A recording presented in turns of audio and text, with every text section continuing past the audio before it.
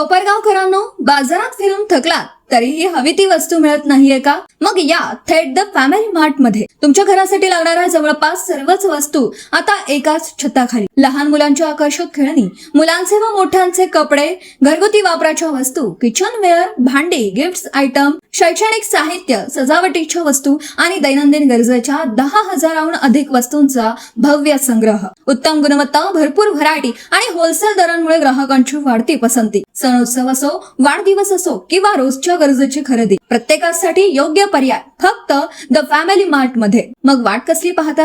आजच भेट द्या the family mart, Yeola road, Sheetal hotel शेजारी, कोपरगाव. द फॅमिली मार्ट, संपूर्ण कुटुंबाच्या आनंदी खरेदीचे विश्वासू ठिकाण. कोपरगाव तालुक्यातील रवंदा परिसरात अवैध वाळू वाहतूक करणाऱ्यांविरोधात स्थानिक गुन्हे शाखेने बुधवार दिनांक 10 जून 2026 रोजी मोठी कारवाई करत 2 आरोपींना ताब्यात घेतले असून तब्बल 12,80,000 रुपये किमतीचा मुद्देमाल जप्त केला आहे. अहिल्यानगर पोलीस अधीक्षक मोमक्का सुदर्शन यांच्या आदेशानुसार आणि स्थानिक गुन्हे शाखेचे पोलीस निरीक्षक किरण कुमार कबाडी यांच्या मार्गदर्शनाखाली स्थानिक गुन्हे शाखेचे पथक अवैध वाळू उपसा व वाहतूक करणाऱ्यांविरोधात कारवाईसाठी रवाना करण्यात आले होते. मिळालेल्या गोपनीय माहितीनुसार रवंदा ते टाकळी रोडवरून अवैधरित्या वाळू वाहतूक होत असल्याची माहिती पोलिसांना मिळाली. त्यानुसार स्थानिक गुन्हे शाखेच्या पथकाने सापळा रचला. पहाटेच्या सुमारास एक टाटा कंपनीचा डंपर आणि त्याच्या पाठोपाठ एक मोटरसायकल येताना दिसली. पोलिसांनी दोन्ही वाहने थांबून चौकशी केली असता विक्रम बाजीराव आहेर वयवर्ष 37 आणि पंढरी म्हसू आहेर वयवर्ष 46 दोघेही राहणार मुखेड, तालुका येवला, जिल्हा नाशिक असल्याचे निष्पन्न झाले.